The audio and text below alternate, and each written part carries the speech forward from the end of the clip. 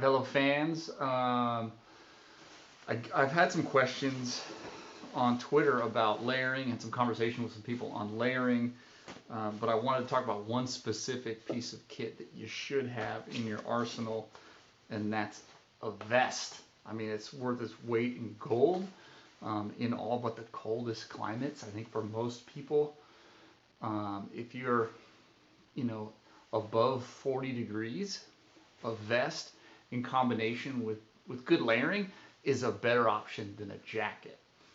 Mostly because you should separate layers or any component and you should break it down as far as you can so you can constantly, while you're on the bike, fine tune your temp. Whereas if you have a jacket on, you even if you just open it and leave it on, that's a huge temp difference between keeping it zipped up. And that's such a big jump that a jacket is a hassle unless you know it's so cold that you're pretty much keeping it on the whole time. Or if you're a pro and you got a car following you and it doesn't really matter, you don't ever need to be cold because you can fling stuff off. But in the real world, we got to deal with carrying stuff.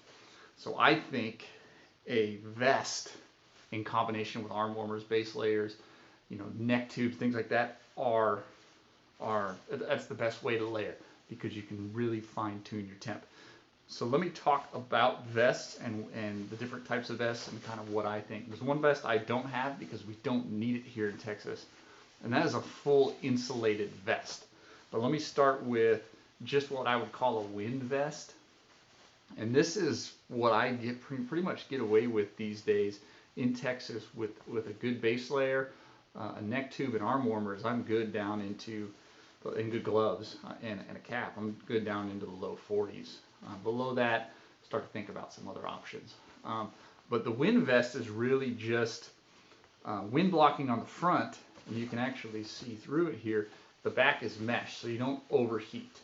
This is great because this packs crazy small. On my training bike, I have a larger saddlebag. When I roll this thing up, I have enough room to actually get that into my saddlebag where I have a couple spares, a multi-tool, tire lever, that kind of stuff. So it gets crazy small, so it's not inconvenient to have with you versus something I think a lot of people have is a packable windbreaker. This gets way smaller. In fact, there's a set of arm warmers and a vest that gets even a little smaller than this windbreaker here. The windbreaker I rarely use. Like now that I've figured out a vest and arm warmers over the last 20 years is a better way to go. Forget the windbreaker. So there's just the wind vest. That's your first layer. I think you should have that one. You can step up. I have an option that's a little warmer, and that is this Castelli joint here, where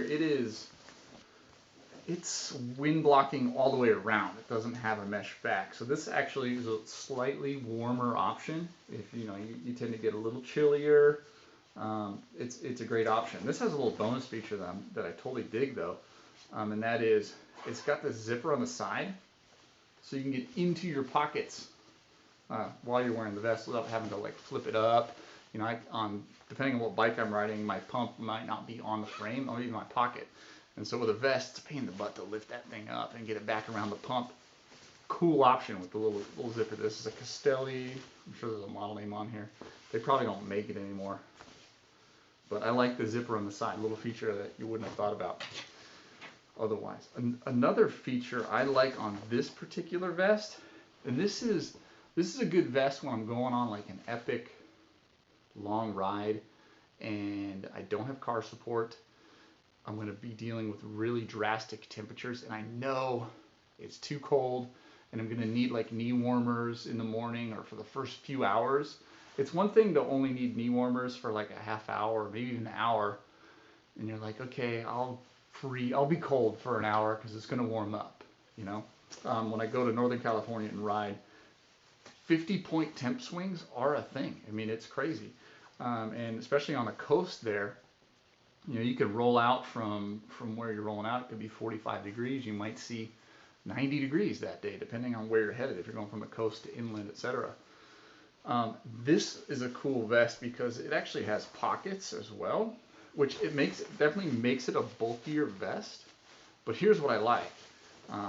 on those days when I'm seeing a temp swing like that, I can pull my knee warmers off, 2-3 hours in the ride, because I might be out 8-10 hours, and I can stuff the knee warmers in here. I want to keep my pockets available for food. I can stuff knee warmers in there, or arm warmers in there, or even the long fingered gloves, and then I can wad this whole thing up, and because it's got some bulk to it, I can tuck it under my jersey in the back, and all that stuff is contained, and I don't lose my pockets. Sure, there's a bit of a lump there, but I think it's better than using up your pockets. You can always, depending on where you're riding, if you're not being exposed, for long stretches where you don't have access to food and water, you can pull a bottle out and use your bottle cage. A lot of guys will take a lid off a bottle and use that kind of as a fourth pocket to stuff some stuff in. That's an option.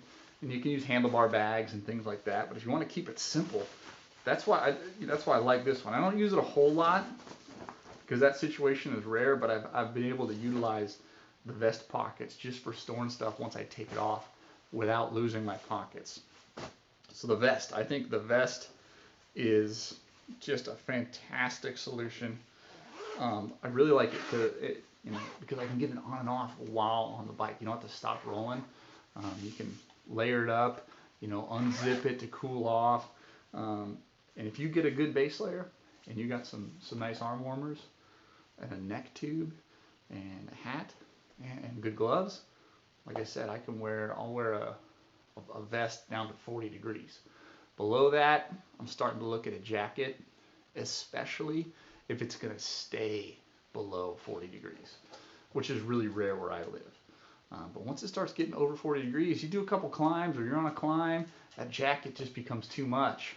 And when you take it off, like a proper, winter cycling jacket, it's such a bulky piece. It's just a pain in the butt to have with you. So I'm a fan of the vest or the gilet. Get on it.